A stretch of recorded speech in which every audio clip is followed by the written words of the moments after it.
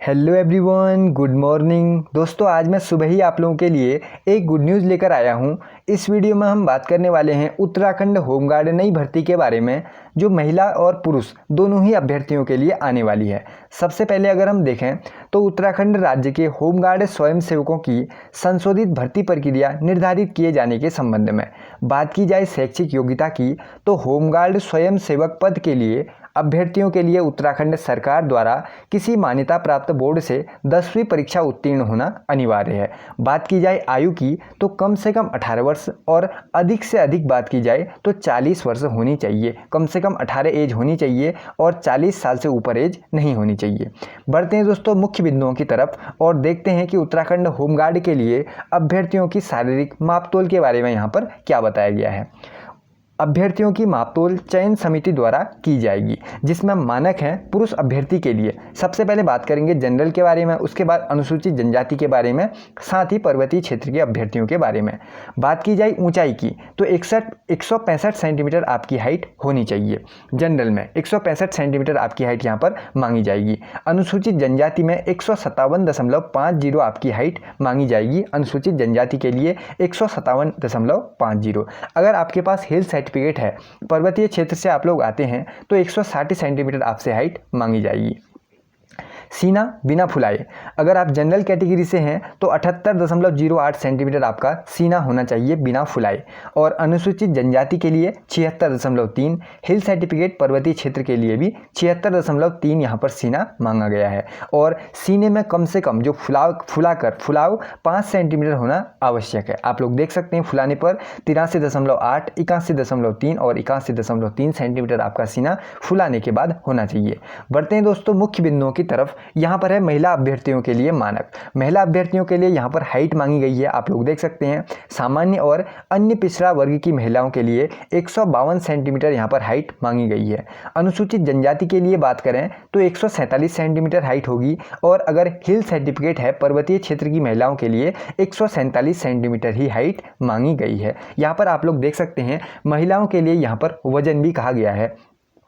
महिला अभ्यर्थी का वजन न्यूनतम 45 किलोग्राम होना अनिवार्य है। 45 किलोग्राम से नीचे आपका वजन नहीं होना चाहिए।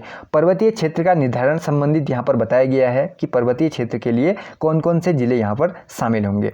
बात करते हैं दोस्तों मुख्य बिंदुओं के बारे में। यहाँ पर देख सकते हैं शारीरिक दक्षता परीक्षा आपकी इसमें होगी और सारी जो चयन प्रक्रिया है वह वीडियोग्राफी भी उसकी करवाई जाएगी। सबसे पहले बात करते हैं शारीरिक दक्षता परीक्षा के बारे में। पुरुष अभ्यर्थियों के लिए शारीरिक परीक्षा के अंक अंतिम मेरिट सूची में जोड़े जाएंगे। शारीरिक परीक्षा हेतु निम्नलिखित जो आपके स्टेप हैं यह क्रमवार करवाए जाएंगे।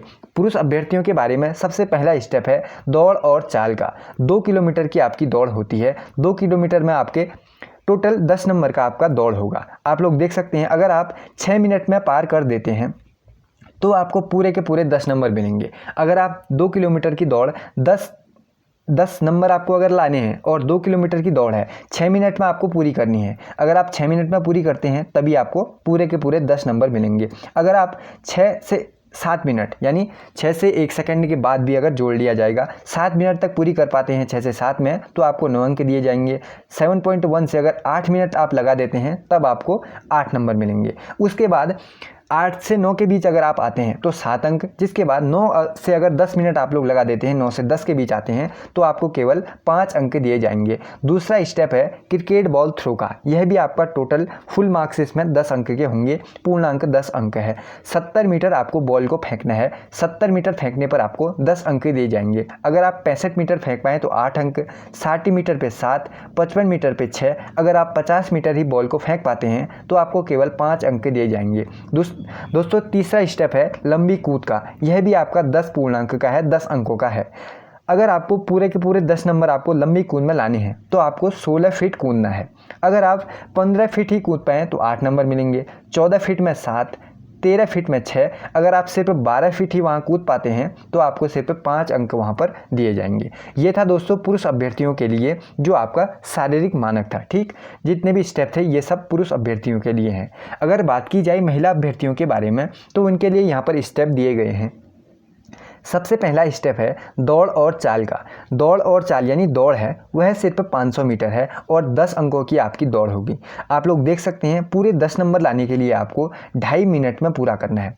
जो 500 मीटर रेस है वह आपको 2.5 मिनट में पूरी करनी है, तब आपको पूरे 10 नंबर मिलेंगे। अगर आप 2.6 से 3 मिनट तक आते हैं, 2 मिनट 6 सेकंड से 3 मिनट तक अगर आप लोग पहुंचते हैं तो आपको 8 अंक दिए जाएंगे। 3 मिनट से अगर 3.5 मिनट के बीच आप पहुंचे तो आपको 6 अंक मिलेंगे। अगर 4 मिनट अगर आप लोग लगा देते हैं, 3.6 से 4 मिनट लगा देते हैं तो आपको केवल 5 अंक दिए जाएंगे। दूसरा स्टेप है क्रिकेट बॉल थ्रो का, जिसमें आप लोग देख सकते हैं यहाँ पर क्रिकेट बॉल थ्रो में यहाँ पर बताया गया है हाईएस्ट फेंकना है आपको 30 मीटर। 30 मीटर में आपको 8 अंक दिए जाते हैं, 25 मीटर पे 7 अंक, 20 मीटर पे 6 अंक, और अगर आप केवल 15 मीटर फेंक पाते हैं तो आपको केवल 5 अंक दिए जाएंगे। दोस्तों ये था उत्तराखंड होमगार्ड के लिए महिलाओं के लिए जो भी फिजिकल का अपडेट था, ये सब महिलाओं के लिए है। बढ़ते हैं दोस्तों मुख्य बिंदुओं की तरफ। इसमें एक 12वें अंक पे है वाहन चालक का। यहाँ पर आप लोग देख सकते हैं अगर आपका ड्राइविंग लाइसेंस है और विज्ञापन भरने के 1 साल पुराना है तो 5 अंक आपको दिए जाएंगे। भारी वाहन चालक को 5 अंक और हल्के वाहन चालक को 3 अंक यहाँ पर मिलेंगे। आप लोग देख सकते हैं वाहनों के वैध ड्राइविंग लाइसेंस धारक को 5 अंक भी प्रदान किए जाएंगे। परीक्षा फल की अगर हम बात करें तो यहाँ पर बताया गया है शारीरिक दक्षता परीक्षा जो होगी, जो मैंने आपको अभी ऊपर बताया, पूरी 30 अंकों की होगी।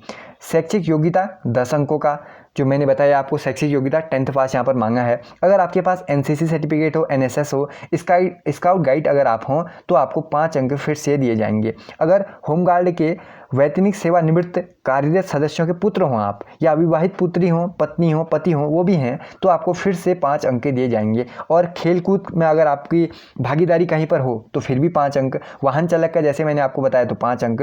टोटल अगर इसका योग देखें तो ये 60 अंकों का आपका यहाँ पर पूरा का पूरा योग्यता, और अंतिम देय अंक के बारे में अगर हम पढ़ें तो अधिकतम देय अंक यहाँ पर 60 अंकों का आपका ये बन रहा है। बाकी आरक्षण के बारे में भी यहाँ पर सारी की सारी बात बताई गई है। इसके बाद आपका होता है स्वास्थ्य परीक्षण वाला स्टेप, यानी मेडिकल में जो भी चीज़ होना चाहिए अपना यहाँ पर बताया है। अभ्यर्थी मेडिकल रूप से पूरा फिट होना चाहिए। दृष्टि एक आंख में 6/6 की और दूसरे में 6/9 से कम नहीं होनी चाहिए।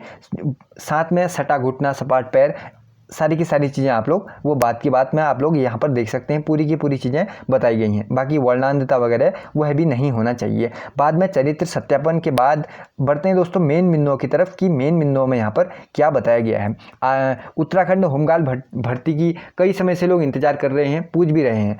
एक महिलाओं के लिए होमगार्ड भर्ती है, इसमें पुरुष और महिला अभ्यर्थी दोनों के लिए इसके फॉर्म खोले जाएंगे। अब इसकी तरफ से संशोधित पुष्टि भी आ चुकी है। अब आपको होमगार्ड भर्ती बहुत जल्द उत्तराखंड में देखने को मिलने वाली है। जो भी इसकी चीज़ें थी वो मैंने आपको वीडियो में बताई।